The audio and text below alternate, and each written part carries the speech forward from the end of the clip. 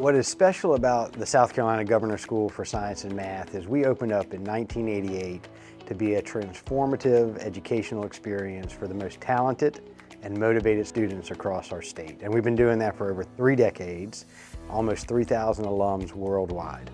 So the Hydroponics Research Lab, we believe, is the only one of its type in our area, meaning that it's for research. We wanted to bring it on our campus, not only to expose kids to this new technology, this new engineering of how to do something that always has been done one way, farming in the soil, and we wanted to introduce them, how do you do something that's been done for centuries in a different way?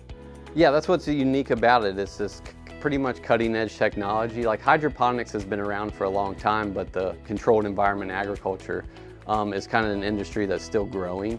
And so students being able to be exposed to that technology here in high school, like who gets to do that kind of thing at a normal high school? So getting exposed to that technology early on and seeing how that integrates into food production, I think really opens students' eyes and they can kind of see where their food's coming from.